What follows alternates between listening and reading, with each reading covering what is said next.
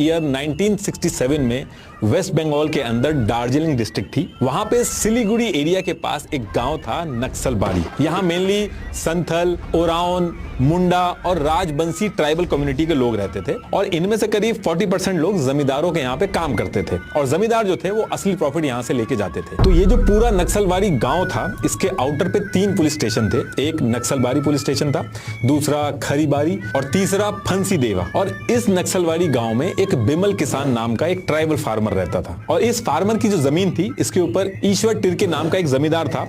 उसने और उसके आदमी ने कब्जा कर लिया था। ये कई बार पुलिस स्टेशन गया लेकिन इसकी सुनवाई नहीं होती है। तो इसने क्या किया था, कोर्ट के अंदर एक केस फाइल कर दिया था और काफी टाइम से ये केस चल रहा था। अब होता क्या है कि 2 मार्च 1967 को वेस्ट बंगाल में सीपीआई इलेक्शन जीत के पावर में आ जाती है और कोइंसिडेंस भी आप देखिए कि सेम डे सुप्रीम कोर्ट ने बिमल किसान के फेवर में जजमेंट दे दिया और जो लैंड की ओनरशिप थी वो ऑफिशियली बिमल किसान जो था उसको मिल गई। अब केस जीतने के बाद बिमल किसान बहुत खुश, वो अपने खेत के अंदर खेती करने जाता है तो ईश्वर तिर्के और उसके जो लोग थे उसको पीट के वहां से भगा देते हैं।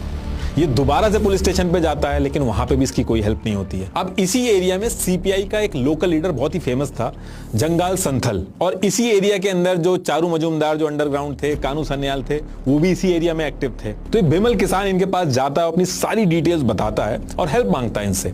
अब सेम डे सीपीआई के जितने लोग थे ये क्या करते हैं, 150 सीपीआई मेंबर को इकट्ठा करते हैं और अपने साथ जो ट्राइबल किसान थे उनको जोड़ते हैं। एक ग्रुप बना के सीपीआई का झंडा लेके और तीर और कमान लेके इस एरिया के जो जमींदार थे उनके ऊपर हमला कर देते हैं और 300 मन धान यानी कि करीब 12 टन चावल जो था उसको लूट के ले आते हैं। और ये चीज यहीं रुकती नहीं है। इसके बाद 18 मार्च 1967 को फिर से ये जो सीपीआई के लीडर वगैरह थे ये किसानों के साथ मिलकर मीटिंग करते हैं और इस मीटिंग के अंदर डिसाइड होता है कि ये जो पूरा एरिया है इसके अंदर हम पुलिस को नहीं आने देंगे, पुलिस की एंट्री एकदम बैन होगी। ये एक चीज डिसाइड होती है। दूसरी चीज डिसाइड होती है कि इस पूरे एरिया के जो जमींदार हैं उनके ऊपर हमला किया जाएगा, उनको जान से मारा जाएगा और उनकी जमीनें छीनी जाएंगी। और जिन किसानों ने सीपीआई की तराई कृषक सभा, ये सीपीआई की एक विंग थी किसान की, इसमें 20 पैसा देके मेंबरशिप लेनी होती थी, तो जिन किसानों ने इसकी मेंबरशिप ले रखी होगी वो जमीन इनमें बांट दी जाएगी। अब इन सारी चीजों की वजह से डे बाय डे किसान जो थे उस एरिया के वो सीपीआई के साथ जुड़ने लगते हैं। और ये सारा प्लान बनने के बाद